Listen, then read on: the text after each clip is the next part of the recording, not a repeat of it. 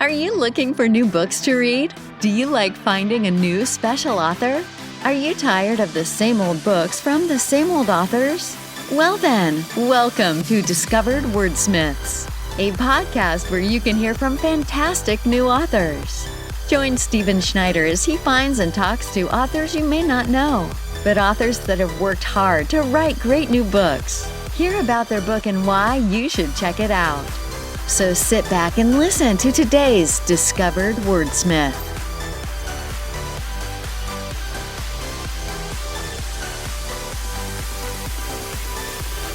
So, Tyler, welcome to today's Discovered Wordsmiths. Great talking to you again, face to face, if not in the same room like we were before. How you doing?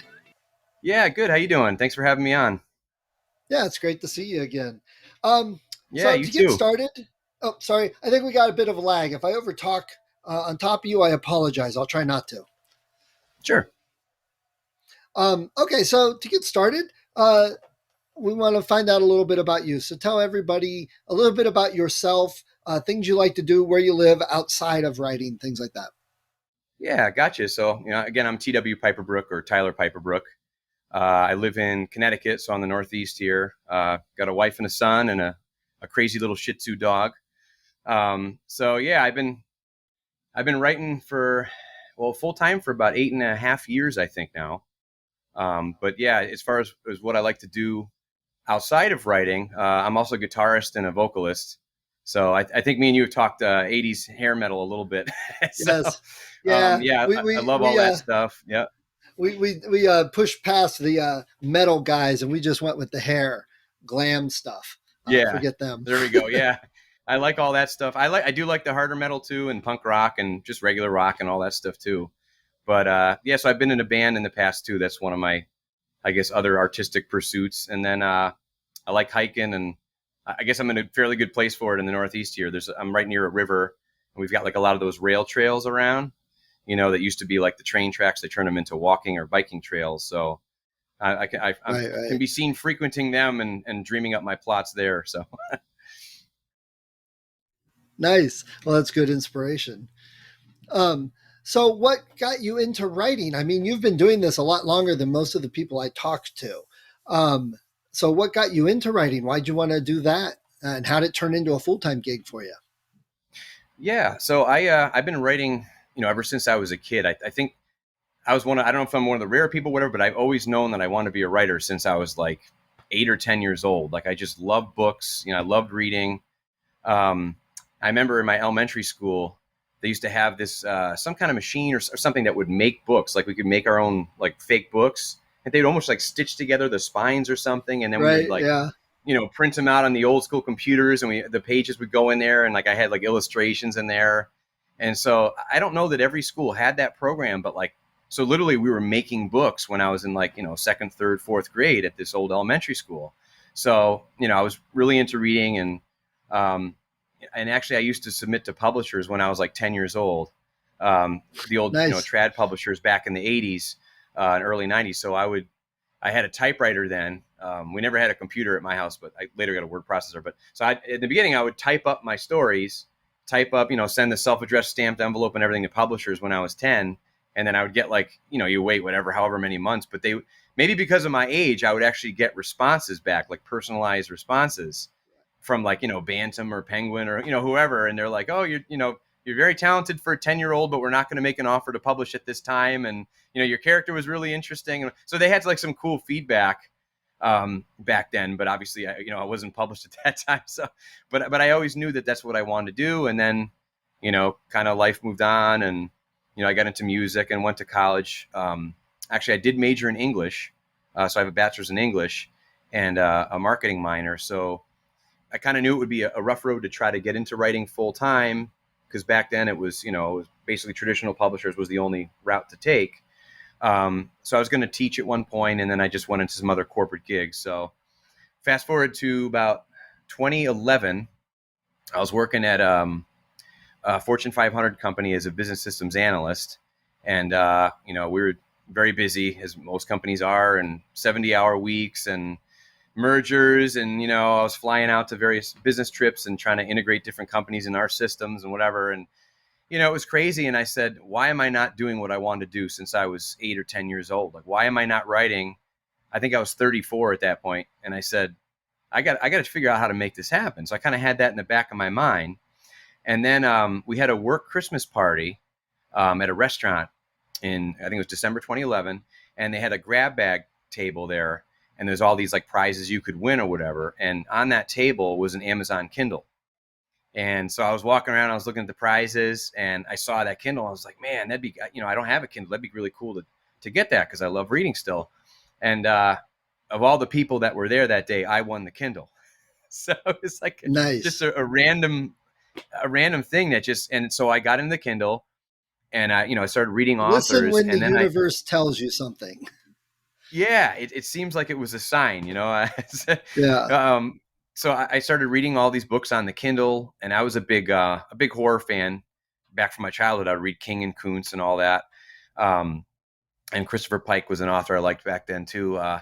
So I started rediscovering some of the new works on the Kindle, and then I started poking around, and somehow I figured out that some of these people were indie authors, and I stumbled upon the Amazon K boards, the Writers Cafe. And this is, 2011, 2012. And I saw like all these threads from writers that they were starting to do things full time. Like they would have like lists of like the 50,000 sold club, the 100,000 sold club. And there'd be all these names, and it would say the genre. So it'd be like romance, 100,000 sold, zombie, 50,000 sold. I was like, are you kidding me? I was like, this is crazy. Like these people are actually, you're able to just publish on the Kindle. So that was it for me. I mean, I read, I remember the summer of 2012, I went on vacation to Cape Cod with the family, and I was laying in bed at night on my Kindle reading Hugh Howey's Wool. And I said, first of all, this is just an amazing story. And I turned to the wife and I said, give me a year and I'm going to do this full time. I told her, which maybe it was too much ambition at the time, but I started getting back into the writing. And then I published the first book in my first series in October 2012. And I went full time May 1st, 2013. So about 9 months later. Wow. But it wasn't, I guess, that may sound like I was like, success came slow, or, sales came slow. Like it was, I probably leapt before I should have. So I was like, I could just kind of see, this is a possibility. And I think that was enough to kind of give me the drive to just give it a try. So I probably leapt too early into the full time. So don't get me wrong, But that's cool though. I like to hear that one of the reasons I started the whole podcast was because you see online a lot of these people, oh, you know what, I just had my best month ever. It was $400,000 in the first 2 days of the month, and all this big money, and I'm selling this, and I've been doing it. And I'm looking at going, I can barely even get my first book done. So there was a disconnect.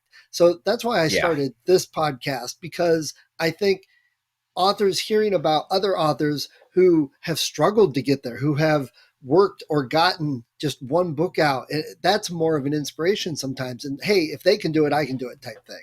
So that's why I love to hear.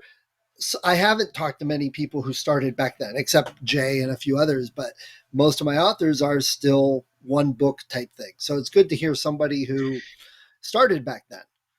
Yeah, I mean, it was good timing, I guess, because it was early days. But at the same time, like I said, I mean, when I published my first book, it was like, sales were a trickle, if that, So it was like, it took, it was a very slow build in one sense, because like it took, I had to release another book, and then, you start to do the marketing on the first book free or whatever, and then you start to see things pick up.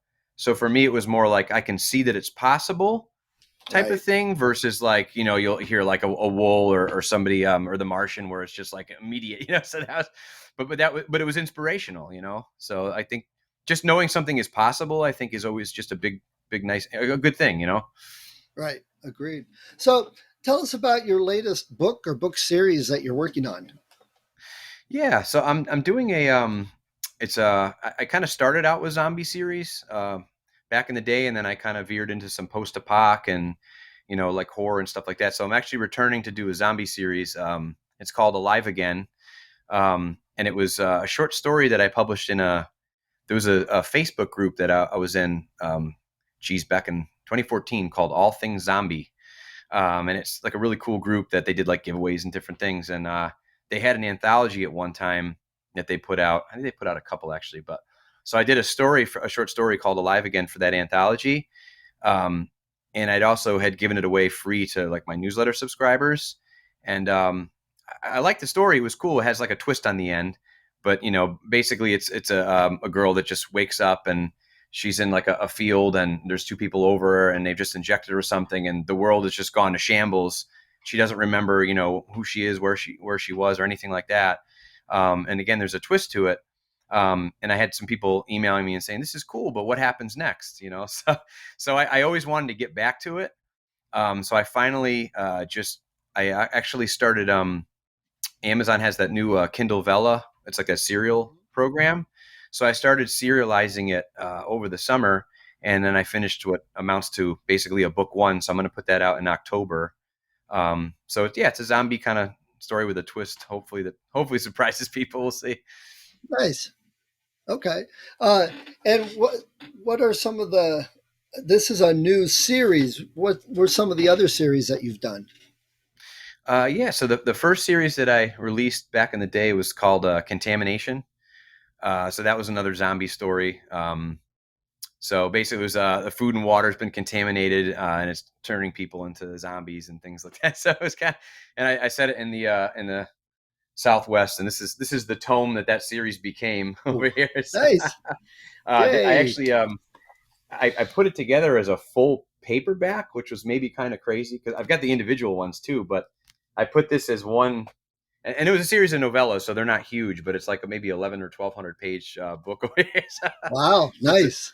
So that was the first series, and then I had a werewolf series called Outage, sci-fi series called Sandstorm, and then two post-apoc series kind of set far in the future, almost like a Game of Thrones meets The Walking Dead type of thing, called The Last Survivors, and then a sequel series called The Ruins.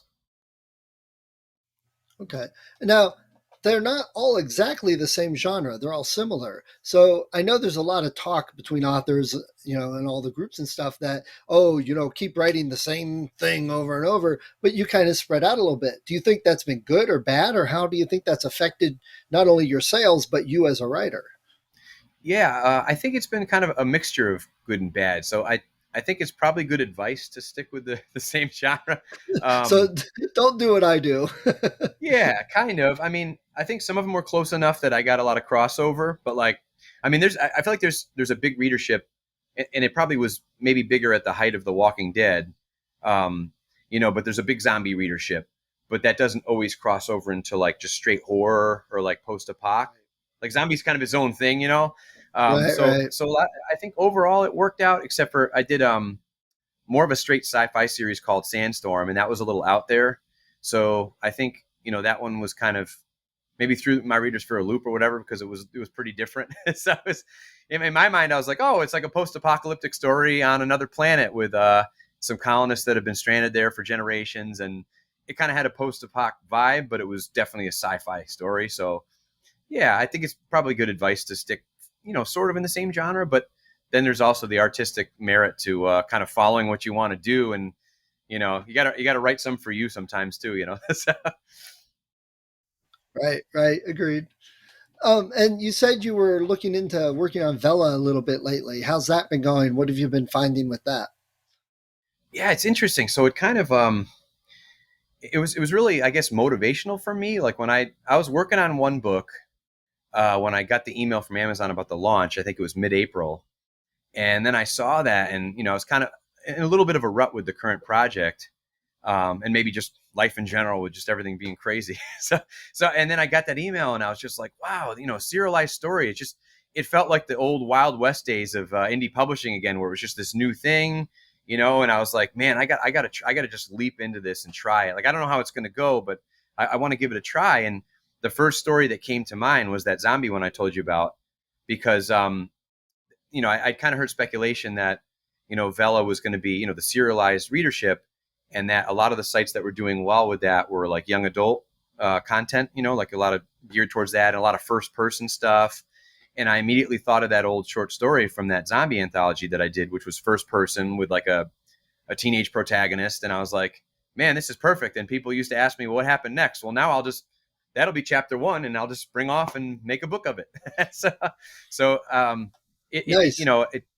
yeah, Vela launched maybe a couple months ago at this point, and it was kind of a marketing choice, I guess, in one sense, because it was so new and so different that I didn't know that any readers that had checked out any of my regular works would want like a serialized model where they paid by tokens and stuff. So I really wasn't sure how that was going to go. So I didn't put a lot of marketing focus into it because I knew that you could also publish it as a regular book 30 days after the last episode of whatever arc you were kind of creating. So I'm going to launch it as a regular book, but I did a little bit of marketing for Vela, but not much. So yeah, it's weird. So I didn't see too much traction in the beginning, but then I hadn't really looked at the dashboard in a while, and then I've been checking the last couple of weeks, and then randomly I noticed like there's just more reads coming up and like likes and faves or whatever. I'm like, oh, cool, somebody's finding this thing. So Nice. now it's kind of it's picking up a little, which is really neat, Okay. So on Vela, but also on your regular series, what kind of feedback are you getting from from readers? What are they saying? Yeah, I mean, I guess 8.5 years in, you're going to get everything from you're great to you're awful. So, or like don't give up your day job or go back to your day job or whatever.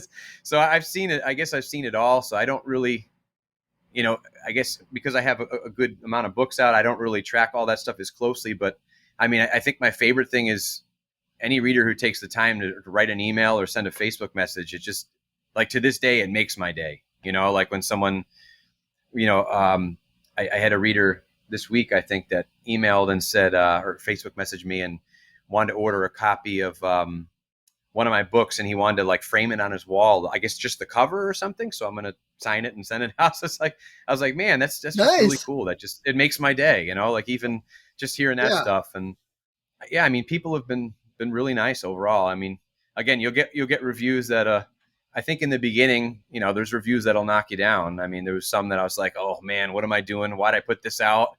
I suck. It's like, it happens. But I think I've kind of developed thicker skin, and you're always like learning and growing. Like you're never going to be perfect. Like you're going to have mistakes, there's just no way to avoid that. So I don't know. I kind of just try to hold on to the positive stuff more and and go from there. Right. Well, that's good. I mean, it's good to hear that people are mostly enjoying it, and you've kept doing it for 8 years, so there must be some good stuff. Yeah. So Tyler, your latest your Vela series that you're turning into a book, would you rather have that as a movie or a TV show? I think probably TV show. Yeah, because I mean that'd be great. Yeah, I mean probably because it's going to be like seasons and arcs, serialized, so it almost mirrors like a TV show in a way, like just the way the serial platform works. But yeah, I mean, there's just some great TV shows nowadays. They tell some amazing stories that span over a bunch of seasons. So Nice. it'd be cool. Okay. Yeah. And you yourself, your writing style, your style of books, who would you say out there is similar? Yeah, it's a tough one because, yeah, I think my favorite authors, I don't necessarily know that I write like them, but then I'm sure I just inherently took some influence from them, just reading them all my life. So like, Right. I mean, like some people have said, oh, it's kind of like a Stephen King vibe, and he definitely has his own style. Like he's the king, so you can't really say that. Or I used to read a lot of Dean Koontz. I mean, I still check out his stuff to this day, but in my, I guess, formative years or whatever. So maybe a little Dean Koontz, and then, like I said, that guy Christopher Pike was like a young adult author, but he was almost like R.L. Stine on steroids. It was like really dark, like young adult stuff back then that you look back and you're like, how did he get away with this in the 80s and 90s? Like some of this stuff now is just, like he really pushed the boundaries for young adult stuff. So probably a mishmash of all that found its way in there. But and then as far as like, yeah, favorite authors today that I read, like I love Blake Crouch is amazing. I read some Brian Keene, Jeff Strand. Grady Hendrix is great. I've been kind of on a Grady Hendrix What's your kick. favorite? My just best friend got introduced to Grady from one of Jay's podcasts. So what's your favorite Jeff Strand, Grady Hendrix books? Yeah, sure. My best friend's Exorcism by Grady Hendrix so far is I loved it. Absolutely. Have you Nice. checked that one out yet? Or No, I have not. okay, yeah, it's. I mean, I forgot what he did for the tagline. It was like Beaches meets the Exorcist or something like that. But I mean, Nice. it's about best friends growing up, whatever, and like obviously like an Exorcist vibe, but it's very like mired in '80s like culture and stuff, pop culture. So like he'll just reference all this stuff. You're like, oh my god, yeah, I remember that, and it's like very accurate to the era, which he tends to do a Nice. lot with this stuff, which I think is just awesome. Yeah, I love it. That's cool. What about Jeff Strand? You got a favorite from him? Every time he comes out with something, the best thing I like about him is you can just devour those books. Like they're just Yeah. so readable. You know what I mean? Like there's so much dialogue and you just churn through them. But I remember liking Dweller, I think it was called. I've got Um, that one, but I haven't read it yet. yeah, all his stuff is great, but that one was really good. Yeah, I tell people Jeff Strand's kind of like an adult Goosebumps, is how I describe him. yeah. Um, I just oh sorry, I was I was going to just uh, say, I had him on the podcast about 10, 20 episodes ago. oh no Actually kidding! talked to him. Wow. Yeah. Oh, Go that's back and cool. listen, Yeah. man. I will. I will. Yeah, that's awesome. Yeah, I was on a panel with him last summer for something. I can't remember what it was. It was like yeah, I don't remember exactly what the panel was, but it was a podcast about maybe it was writing zombie fiction or something during the pandemic or something like that. I don't remember. But So what about King and Kuntz? What's your favorite books by them? um I mean so many, but if I had to choose, let me just say, let's say Misery for Stephen King and Twilight Eyes for Dean Koontz, because that was the first Dean Koontz book I read. And it just hooked me back in the day. I mean, I must have been like, 10, 12, whatever. And I Right. remember my best friend, he told me, yeah, I remember it was above my head. It's like, I remember like, cause Koontz is very, very wordy, So like I was coming Mhm. across words. I was like, I don't know what this means, but this is cool. And I was like, back then I was looking it up in the dictionary. Okay. What does this mean? And it's like, but I had a buddy who had read Twilight Eyes and he said, yeah, it's basically about this, like, it's been a while, but it was a kid that he could see monsters, but nobody else could at like he was like a carny or something. And he was like fighting. I was like, man, you got me. I got to read this thing. And I loved it. So I've got to revisit it, but Nice. I haven't read that one. Um, but yeah, all those authors are some of my favorites too. Maybe I'm writing the wrong genre. Uh, so out there where you live, do you have any favorite bookstores you like to go to when you're able? um, yeah. So let me see. Well, I guess the closest to me is just a Barnes and Noble. So, I'll go there. But as far as a favorite, that's a little bit of a hike for me. There's a place called the Book Barn. Okay. And there's actually 4 locations all in one town. It's crazy. Wow. And like one of them's like outdoors. So they've got like these little booths set up with all the books on display, and they've got like a playground for kids, and they have goats there and stuff outside, and like porta That's potties, and cool. like so you could just go and just hang out and look at books. And then there's like a book barn downtown that has, they're like specialized. So one of them's like sci-fi and horror. That's like one of the locations, and another one's like children's, and then that outdoor one has kind of a mix of everything. And then there's maybe like more of like a textbook type of one. So yeah, well, like we'll go down there, the family, and we'll just kind of make a day of it and like hit all the book barns and then get something to eat. It's kind of by the shore, sort of. So it's like, yeah, That's it's cool. cool.